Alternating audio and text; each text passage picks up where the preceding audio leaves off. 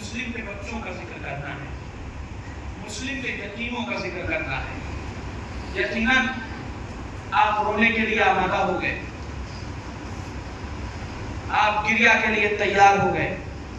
جانتے ہیں یہ ننھے ننھے بچے کون ہیں؟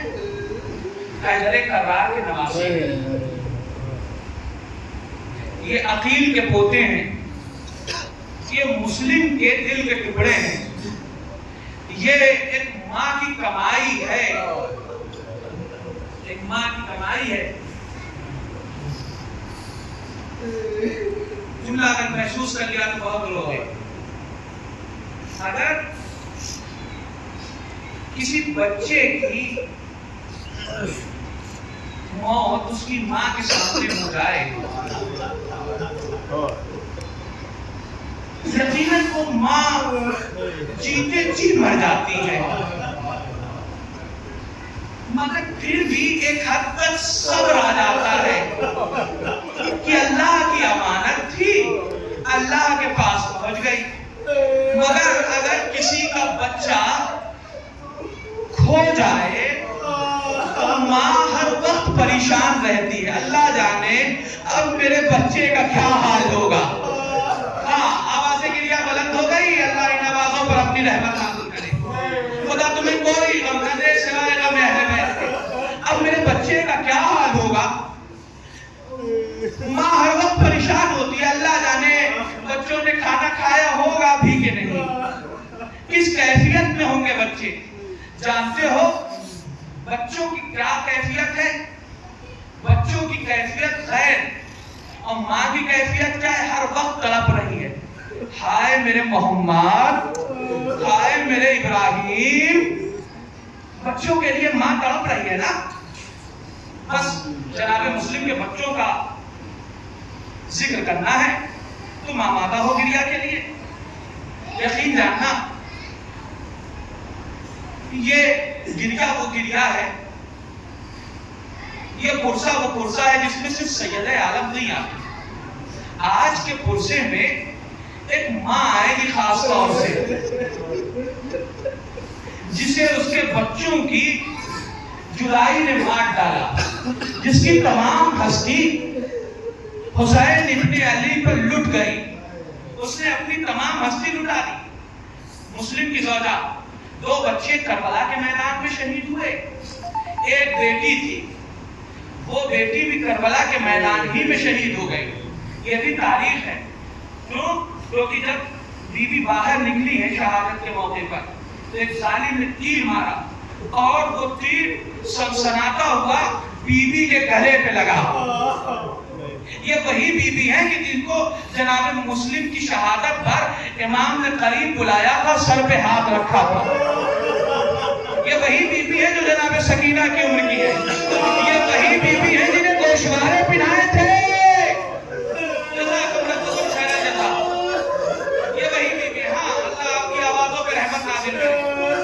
جناب مسلم کے بچے قید خانے میں ہیں، قید خانے میں، ظالم کا قید خانہ ہے، دشمن کی قید ہے، اور جناب مسلم کے بچوں نے ایک دن طے کیا، ایک دن طے کیا، ماں کی جدائی ہے نا، طے کیا بچوں نے کہ ہم اسے جو داروغہ زندان ہے اسے ہم بتائیں گے کہ ہم ہیں کون۔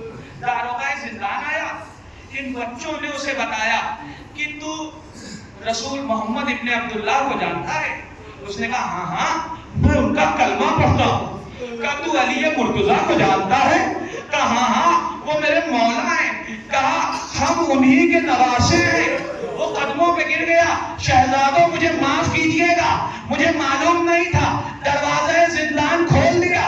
کہا شہزادوں آئیے میرے ساتھ، میرا جو ہوگا سو ہوگا، میں آپ کو آپ کے گھر تک پہنچا دوں، یہاں کہاں جانا چاہتے ہیں؟ کہا وہ کہاں جائے جس کا کوئی گھر نہ ہو، ہم یہاں پردیسی ہیں۔ آج آپ تابوت اٹھائیں گے، اللہ آپ کے بازوؤں میں قوت پیدا کرے گا۔ جناب مسلم کے بچوں کا تابوت اٹھائیں گے۔ جانتے ہو یہ بچے وہ بچے ہیں جو عالم غربت میں شہید ہوئے۔ اے بھائی، ہر کسی کا جنازہ سید سجاد نے دفن کیا تھا، جناب مسلم کے بچوں کا جنازہ ایک غیر نے دفن کیا ہے۔ یہ مظلومیت ہے خاندان مصطفیٰ کی۔ جانتے ہو ان بچوں کو لے کر وہ داروغہ چلا اور کہا کہ شہزادوں مدینے جانے والا وہ قافلہ آمادہ ہے، آپ اس کے ساتھ مل جائیے، مدینے چلے جائیے۔ اچانک وہ داروغہ زندان کو لٹایا، کتابوں میں ملتا ہے کہ ایک آندھی آئی، بچے اس قافلے تک پہنچ نہ سکے، بچے تک پہنچ نہ پائے۔ جب اس کے قریب پہنچے تو کیا دیکھا، قافلہ جا چکا ہے، اب وہاں کوئی قافلہ نہیں ہے۔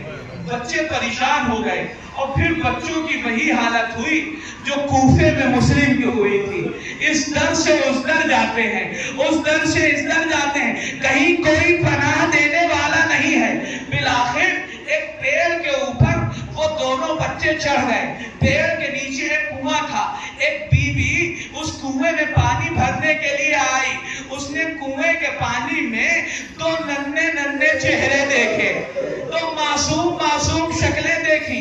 ایک مرتبہ بچوں کو مخاطب کیا، بچوں نے کہا کہ ہم خاندان مصطفیٰ کے ہیں، ہم مدینے کے رہنے والے ہیں۔ اس نے کہا شہزادوں میں تمہارے گھر کی فداکار ہوں، میں چاہنے والی ہوں، خادمہ ہوں، شہزادوں اترو، شہزادوں چلو میرے ساتھ چلو، میرے گھر چلو۔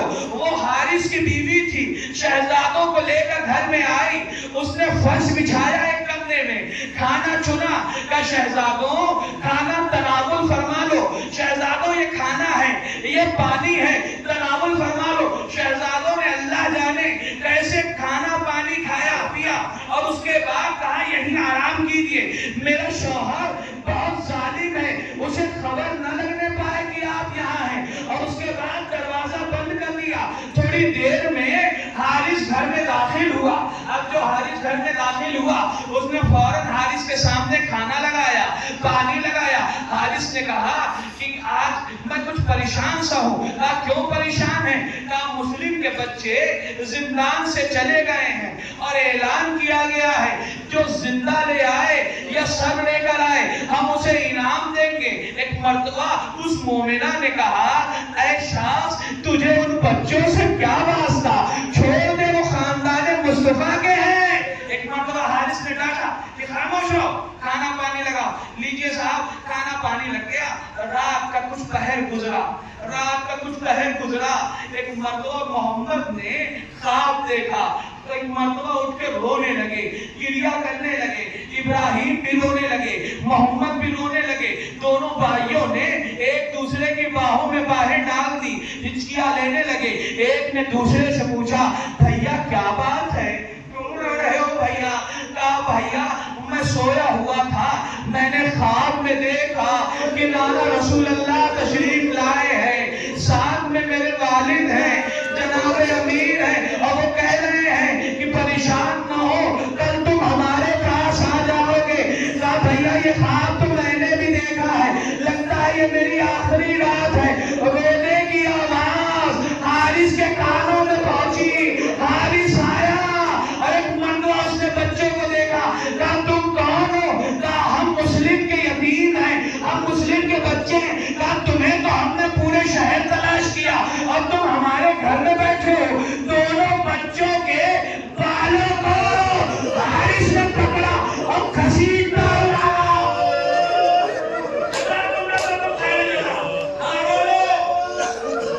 مسلم کے یتیموں کا ماتم ہے، مسلم کے یتیموں کا گھسیٹتا ہوا لے کے باہر چلا، اور اس کے بعد دونوں بچوں کو ایک کمرے سے باندھ دیا، ایک کمرے سے دونوں بچوں کو باندھ دیا۔ اس نے کہا کل میں تمہارا سب قلم کر کے امیر کے پاس لے جاؤں گا۔